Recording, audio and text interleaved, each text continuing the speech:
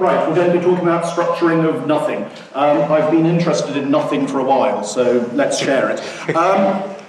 So yes, I'm Alastair Somerville. You can find me most easily on Twitter, where I fairly much prototype in public, so you will see roughly my ideas when they're unfocused. I work in sensory design, which is a completely invented phrase, simply because I actually work in accessibility, but if you say accessibility to people, everyone thinks, well, that's those people over there. If you talk about sensory design, then everyone says, oh, you know, I've got senses. So it's much easier, and so therefore I can have the conversations which people don't want to have when I talk about sensory design. When I do a lot of sensory design, which basically means, and I don't do digital. I work in physical design. Sorry? The microphone's a little close. Okay, I can't hear from this one. Let's move it down here. Too much sensory? No, that's it. Okay. A lot of my work is in taking information and transferring it between modalities. So I'll take, particularly I work in touch. So I transfer visual information into tactile, into haptic information. Which means I have interests in sensory cognition and meaning making, which are slightly different than the phrasing of sense making that information architecture and UX use. But one of the things which needs to be understood about how I work and what we're working with is that there are physical and there are cognitive issues underlying what's going on. So, touch, two main issues. One, low bandwidth. Look at your hand. Squeeze your finger between your thumb and your finger. That's about 3 mil. It's on average, it's 3 mil. That's basically our interface. So the 3 millimeter rule, or 5/8 rule for Americans, is incredibly important because it's a barrier space between meaning and just texture. So we work with the 3 mil gap a lot. The second thing, and this is more specifically to do with working with people who are blind or visually impaired, is there is no skimming. One of the things which you see in visual design is the assumption that you can just take in the whole environment and then just pick out the thing you need. That doesn't happen because you have to take in the totality of the information environment in order to pick out the thing you need. And this creates problems, and this creates one of the problems we're going to talk about. So, a project. Scottish Parliament, probably about 2008, 2009, we were employed to create both tactile models and maps for guiding people around the building, which is fine. And so wayfinding is something I do a lot of. I mean, there's a lot of museums where we have tactile maps, we have other stuff. And wayfinding creates issues, because one of the things which comes up is, and particularly in Parliament, is you need to tell people about the environment they're in. You need to be able to set out, this is the space you are in. Here are the limits of the space. You are in this space. You know, you can go here, you can go there, whatever. But one of the things which we had early issues with there was because it was a parliamentary building, we needed to actually define those areas which were unavailable. And this gets us into negative information issues.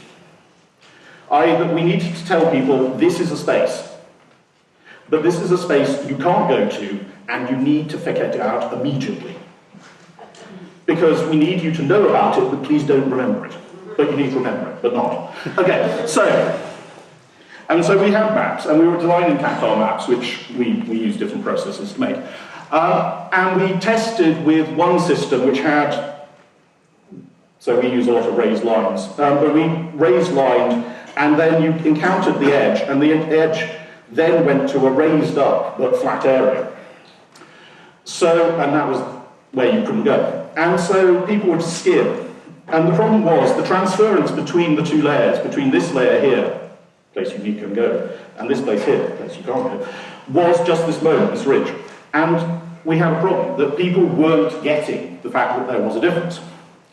And this comes down to friction. And friction is very important, and friction is fun. But The importance of friction in information design is something people try to forget, and particularly UX tries to forget that friction is really, really important to human beings. So we changed the texture. So we actually changed from a flat texture to a sort of dotted texture, because we need to be able to say this dotted texture is meaningless. Please remember, if you come across this, forget it. And so what we're looking at is the physical manifestation of nothing. So because I work in tactile a lot, I have a problem that both something is something and nothing is something to me. And I need to be able to organise that information. I need to organise the meaning of nothing. So this talk is a vague drift through my thought processes.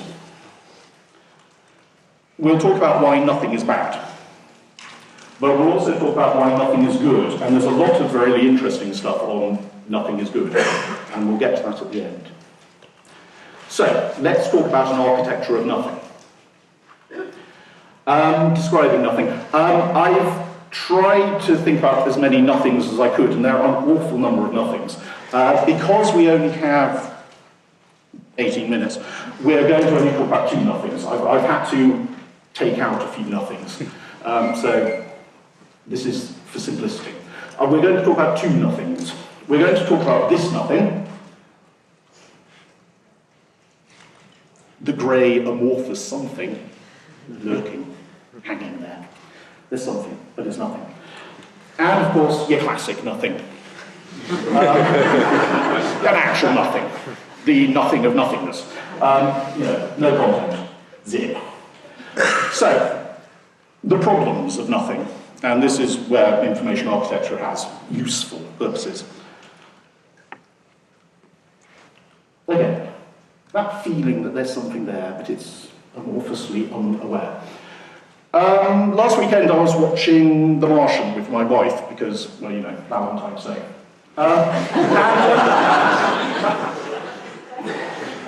It is the best mashup of a BBC science documentary and Top of the Pops that I've seen. And, you know, that's a really useful thing. But within it is an idea in terms of the people, watching all the people, watching the organisations, watching the guy on Mars and all that, which reminded me of this, the classic John F. Kennedy quote about we chose to go to the moon in this decade to do the other things not because they're easy, because they're hard.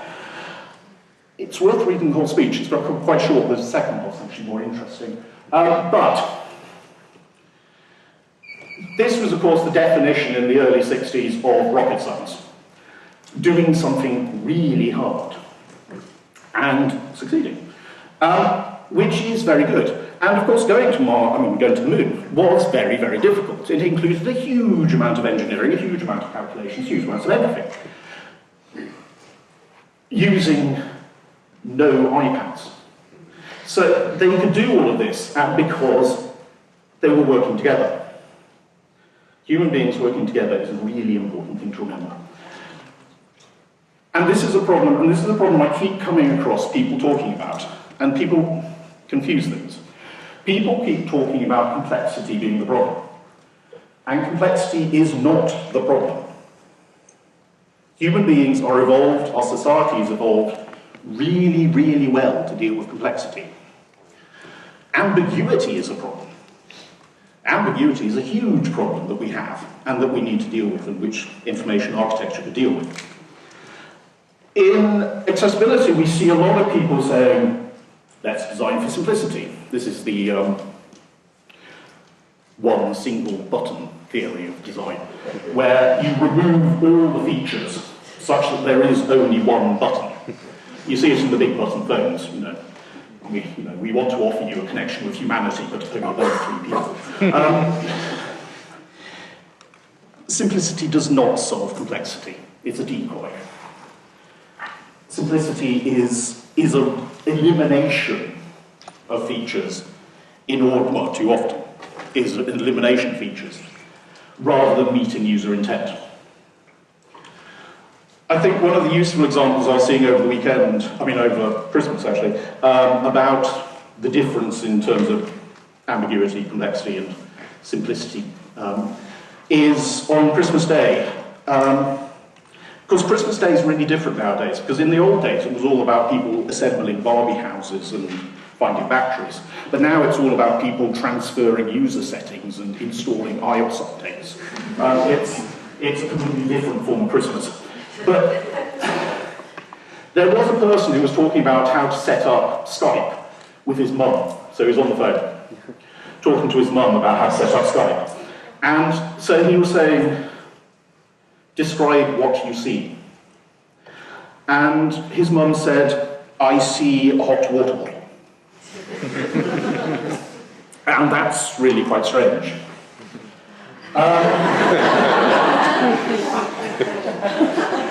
So, it is a hot water bottle. And it's entirely true. The symbology, the ideography of that makes no sense. And the problem is, that's not complex. That's incredibly simple. But it's still a problem.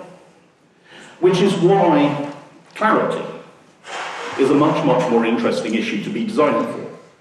Don't worry about simplicity. Don't worry about complexity. Worry about ambiguity and clarity in design. Because if you say what things are, and this comes back to sort of architecture of language and talking to people about what they think the meaning of the thing is, tell other people, share.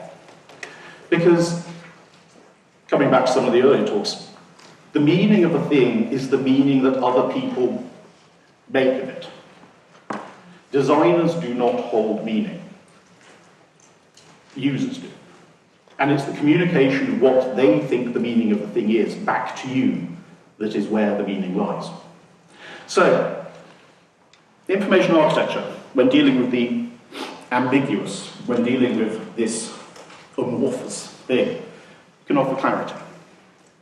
So, don't allow yourselves to get trapped in arguments about complexity. Have arguments about ambiguity. The benefits of nothing, which is much more interesting things to talk about. So, let us have nothing. I think I've come across nothing a lot more because at the moment I'm doing a lot of work in what's known as cognitive accessibility in terms of design for neurodiversity, non-neurotypical cognition.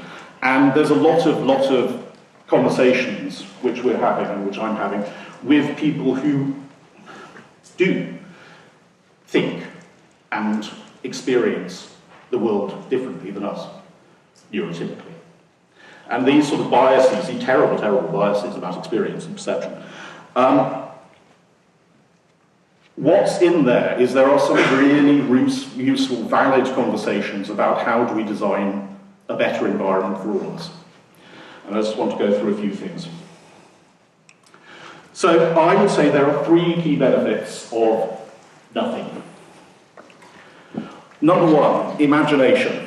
One of the things which comes out of some of the neuroscience of imagination is that the brain shuts down its perception of sensory stuff just before ideas. So what you can see is just before somebody has a sudden bright idea is particularly the visual cortex back here. The visual cortex stops processing. It creates a gap. There is nothing there, because it's saying this is enough. This is the moment that imagination occurs. Imagination is not created by shoving more and more content onto it. Imagination is created by giving a gap in order to enable it. Decision-making. Decision-making, again, if you look at good decision-making theory, you find that what comes out is it's people walking away from the decision, walking away from the system, in order to be able to have space, to be in another space, not to have the content of the decision. And that when people return and then make the decision, they feel better. I have to say that the decision may not be a good decision, it will be a decision, but they will be a decision that they are consciously and unconsciously comfortable with. And this comes back to the overall design of information systems. So I'm perfectly used to the idea that people go on about dark patterns and sort of talk about the, say, Ryanair website and saying, look at the Ryanair website, look at the way that the decision-making system for buying the flight is loaded with all of these things which cause you to make bad decisions, which cause you to buy the thing that you don't want, all of that stuff. But all of the systems, the whole architecture of the buying experience stuff still remains frictionless. It still remains, for even the people who don't think they're doing dark pattern, it remains a system where you are trying to get the person to do the thing without giving them time, space, to make a decision about whether it's a good decision. Finally, self-control. Self-control is really quite important. It's one of these things which are really important, particularly now, because we live in this attention economy. And the grabbing of attention, the holding of attention, all of these things are viewed as, you know, some people, you know, the grabbing of attention, I do it, it's like, you know, being licked by kittens, and, you know, you grab attention, it's like being hit in the face. It's bad. Because one of the things which underlies the attention systems and underlies this whole stuff is you need to understand that you're up against this, ego depletion. People have limited capacity to be able to get through the day, get through life, without lashing out. And ego depletion is pretty much attached to the attention. If you keep grabbing people's attention, grabbing and holding it, you are depleting the ego. And the ego depletion, the system which is up front in prefrontal cortex. Prefrontal cortex is basically the system which is operating like an EastEnders pub, in terms of it's trying to stop you going, you know, I'm going to get in, and it's not going to go, no, pull back. It's not worth it. But when you deplete ego, when you have too much content, when you have all this stuff, ego is depleted. It fails. The person does lash out. And we see this particularly in accessibility design when designing for people who have autism.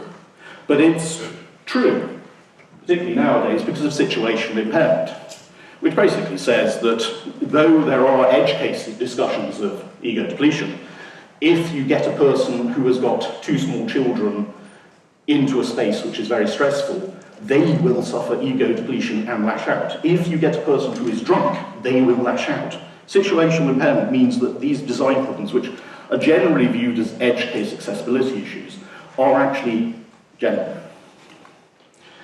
I'll give you an example of where we sort of, a lot of this starts coming out in the last year or two. So again, coming back to a map, the Imperial War Museum in London, redesign which took 2 years, obviously because for them I work in accessibility, so they only called me 2.5 months before they opened. That's accessibility. They wanted a map for blind, to be able to guide them around this World War I gallery. And we did the walking, the testing, and all the rest of it in a very limited space. And it's, if you go there, it's a nice gallery. But there are design issues, because there is only one entrance, there is only one exit. You go around this experience, which is full of hard concrete, it's full of audio-visual, it's full of lights, sound, all of that stuff. And the problem was, and we could see it clearly, was it was going to cause stress. So much content, so tightly packed, no way out. So when we did the map, we chose deliberately to show the physical space, because we needed people to understand what the space was. We needed to show roughly where the narrative of things were. But actually the key thing we put in was we mapped where the seats were which had no content near them. We wanted people to find the spaces where there was nothing, because those were the spaces that mattered. Those were the spaces where people would be able to recover, to be able to rebuild their ego, to rebuild their capacity to be able to take through their experience through.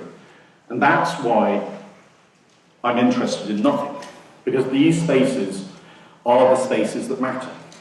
Because if you don't design for nothing, if you don't design spaces and gaps in content, then people will not be able to cope. Because, of course, remember, the specifics of your website or the specifics of your device are merely elements of the totality of the person's daily routine. You know, remember the intent of the person over the day. Remember, museums are very bad for this, remember what the person has been through in order to get to the place they are now. And remember that they will also have somewhere they want to go afterwards. Don't be disrespectful to people. Respect the fact that people need information, but respect that they need a way of escaping it.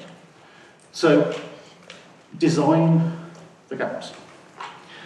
Now, I'm going to be ending soon anyway, but one of the things which you will be vaguely confused by is why my slides are just one image, which is perfectly reasonable thing to worry about. The reason is, I was talking to Bristol neuroscientists about some of the works they were doing, about journeys, and about nature, and about architecture, and about stress, and problems of accessibility. And what came up was they're doing a lot of work where they put people through either virtual or physical journeys through urban spaces or through forests. And they're testing, they're measuring the amount of strain that that sensory experience is doing. The processing, again, is generally visual, because visual is the hard processing. And one of the things which kept coming up was that people, when walking through towns, there's a level of stress, there's a level of processing, which is inherent in the angles, the colour, the architecture of the space. It creates a demand purely by being there, just existing, not having any intent in it, just walking through it. And yet, when you test people who are walking through nature, walking through forest, they don't. That sort of baseline stress level, and again, think of ego depletion, doesn't exist in nature. It just goes to a sort of fairly neutral state. But one of the other things which came out of that discussion was, if you just show people photographs of nature, it recovers their ego. Purely by showing you a photo of nature, it's made things better. Simply because viewing nature, I mean, I have to say that there is the rest of the room, but looking at a picture of nature helps you. It recovers your capacity. It deals vaguely, but helpfully, with ego depletion. So nature helps. And it's all part of this happiness design. And there's a lot of happiness design, and there's a lot of interesting theories and research in happiness, which is worth looking at. So, just to finish off, I will just poke you with a certain problem that I have, which is this, coming from the nature biophilia thing. The problem being an architect is you think people need architecture. The tool demands action.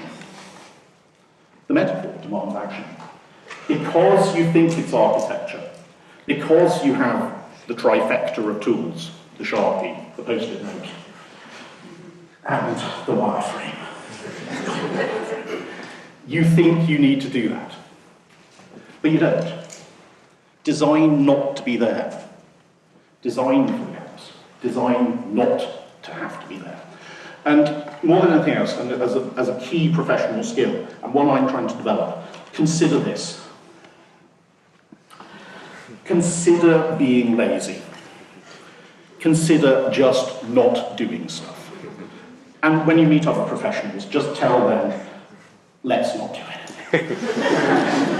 Yeah. Trust the user. Trust people. Trust the gaps. These are the things. And then you can be part of the happiness because you're just having a cup of tea. Overall, all that stuff. And that's good. Thank you.